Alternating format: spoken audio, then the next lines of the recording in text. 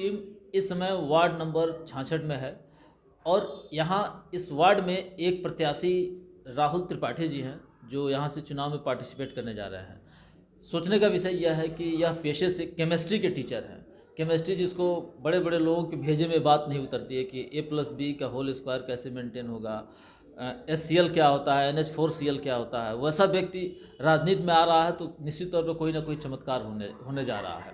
आइए हम लोग खुद ही इनसे बात करेंगे और समझेंगे कि पूरा जो चुनावी समीकरण है वो किस ओर शिफ्ट हो रहा है।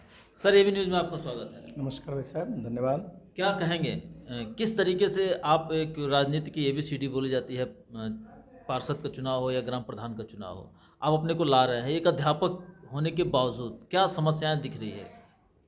देखिए, व्यक्तिगत तौर पे जब अच्छे लोग कोई अच्छे कार्य को नहीं करेंगे तो गंदे लोग उसको कब्जा कर लेंगे। विंस्टन चर्चिल कहता था कि भारत देश को अगर आज़ाद कर दिया जाएगा तो यहाँ के जो निकम्मे लोग हैं, अनपढ़ गंवार लोग हैं, उस सत्ता के लिए संघर्ष करेंगे और सत्ता पर काबिज होंगे और उस देश की व्यवस्था को ढंग से नहीं चला पाएंगे। इसलिए भारत देश का गुलाम होना ज़रूरी है। हम आपको बता दें कि समय की मांग है कि अच्छे और शिक्षित और पढ़े लिखे लोग को राजनीति में आना चाहिए। हमारा देश को जो कि सोने की चिड़िया कहा जाता था, आज भी हम विकासशील बनकर के रह गए हैं। कहीं न कहीं इसके पीछे जिम्मेदार सबसे ज़्यादा शिक्षित वर्ग के लोग ही हैं। चूँकि राजनीति हमारा एक ऐसा माध्यम है कि सुबह में मॉर्निंग टी से लेकर के और रात के गुड नाइट तक एक एक कीमत का सारी चीज़ों का निर्धारण राजनीति ही करता है। और जब राजनीति में अच्छे लोग नहीं आएंगे तो सुधार कैसे होगा? तो मेरा राजनीति में आने का प्रमुख उद्देश्य है सुधारात्मक कार्रवाई। अगर देखा जाए सर तो कहीं ना कहीं आप देखेंगे कि राजनीति में इस टाइप के लोग, जैसे जो टीचर्स हैं, प्रोफेसर हैं, डॉक्टर हैं, उनका बहुत कमी है। आप 2019 का लोकसभा चुनाव ले लीजिए, 2000 इस समय 22 का विधानसभा चुनाव ले लीजिए, तो नंबर ऑफ रेशियो आप देखेंगे तो अपराध में जो लिप्त रहे हैं ऐसे लोगों का पार्टिसिपेशन बढ़ा है। क्या ये दुर्भाग्यपूर्ण नहीं है? देखिए, बहुत बड़ा दुर्भाग्य है, लेकिन सबसे बड़ी चीज़ हम आपको बता दें कि जब भी शिक्षक, डॉक्टर या अच्छे लोग आए हैं राजनीति में तो राजनीति की ऊंचाइयों को छुए हैं। माननीय मुलायम सिंह जी लेक्चरर थे, आपको पता होगा। मायावती जी भी शिक्षक ही थी, वो भी आपको पता होगा। राजनाथ जी जो कि आज गृह मंत्री हैं, वो भी शिक्षक ही थे, आपको पता होगा। परिवर्तन होता है, उसके पीछे कारण क्या है कि जनता होता क्या है, शिक्षा माफिया, इस तरह शिक्षा माफिया या शराब माफिया या भू माफिया, इस तरह के लोग जो धनार्जन करके आ जाते हैं और अचानक समाज में अपना प्रभुत्व धन बल के आधार पर बना लेते हैं और चुनाव जीत जाते हैं। वो क्षेत्र का विकास नहीं करते, उनका उद्देश्य सिर्फ धन दोहन होता है। वो राजनीति को बिजनेस मानते हैं कि मैंने इन्वेस्टमेंट किया और हमको यहाँ से गेन करना है। राजनीति में मेरा मानना है कि अच्छे लोगों को आना चाहिए और सुधार करना चाहिए। बिल्कुल ही हम तो ये मांग करेंगे जो है सभी राजनीतिक पार्टियों से, विशेष करके जितने भू माफिया हों या शिक्षा माफिया हो या भ्रष्टाचार में आकर डूबे हुए हैं, जो जाब्ता है, इनको टिकट ही नहीं देना चाहिए। आप जब गंदे लोगों के लाओगे राजनीति में तो सुधार कैसे होगा समाज में?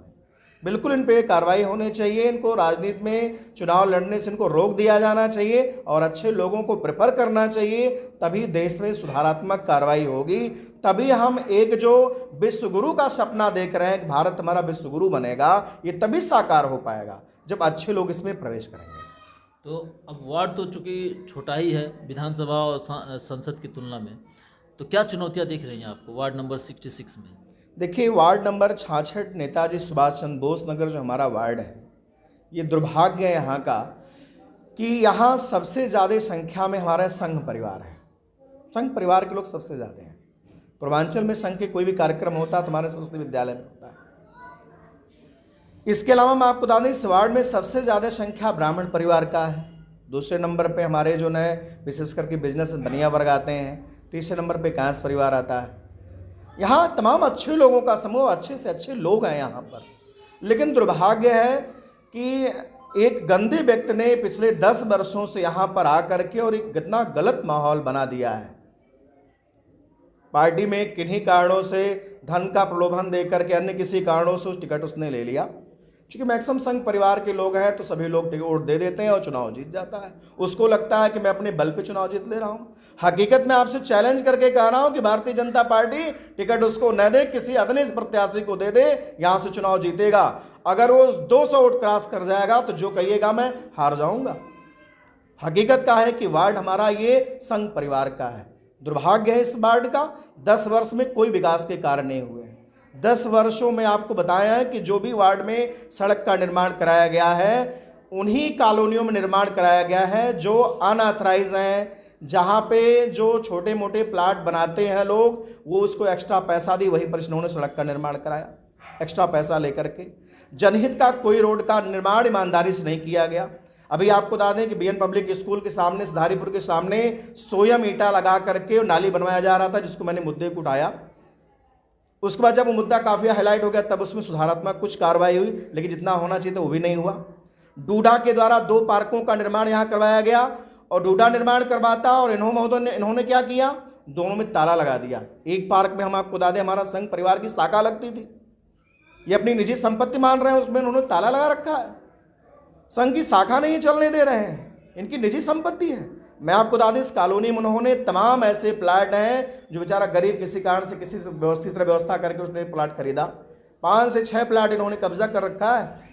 ये मामला जब महाराज जी के पास गया तो महाराज जी ने 2-3 प्लाट खाली करवाया, लेकिन अभी भी 2-3 प्लाट इन्होंने कब्जा कर रखा है। इस तरह से भय और आतंक का माहौल। मैं आपको बता दूं छोटी सी घटना, कूड़ा उठाने के नाम पर घर फी घर हर एक घर से 50-50, 100-100 रुपये वसूली की जा रही थी। उसका मेरे पास प्रमाण है, मैंने उस मुद्दे को उठाया तब जाकर के वसूली रुकी। तो इस तरह से कॉलोनी में बहुत ज़्यादा विसंगतियां हैं, भय और आतंक का माहौल है, भ्रष्टाचार बढ़ा हुआ है। और मैं तो भारतीय जनता पार्टी से अनुरोध करूंगा कि ऐसे गंदे आदमी को पार्टी से निकाल देना चाहिए, जो कि बसपा से आया हुआ व्यक्ति है। आकर के अचानक कुछ लोगों, लालची लोगों को दे करके पैसा लेकर के टिकट ले लिया, जिसके कारण वो यहाँ पर स्थापित हो गया और भ्रष्टाचार और आतंक फैलाया। बिल्कुल सुधार होना चाहिए। बिल्कुल कहीं ना कहीं अव्यवस्था जो फैली हुई है वार्ड में आपकी नज़र में, उसको आप दूर करेंगे। बिल्कुल। क्या क्षेत्रवासियों से कोई अपील करना चाहते हैं? देखिए, वार्ड 66 नेताजी सुभाष चंद्र बोस नगर के सभी शिक्षित, बुद्धिमान, बुद्धिजीवी वर्ग के सभी लोगों से मेरा अनुरोध है कि जो हमारे वार्ड में विभिन्न गतिविधियों में लिप्त कार्य हो रहे हैं, भय और आतंक का माहौल है, भ्रष्टाचार का माहौल है, इन सब से छुटकारा के लिए, एक नई सुबह के लिए, एक नए परिवर्तन के लिए आप हमारे साथ आएँ। हम वार्ड में एक बेहतर माहौल देंगे।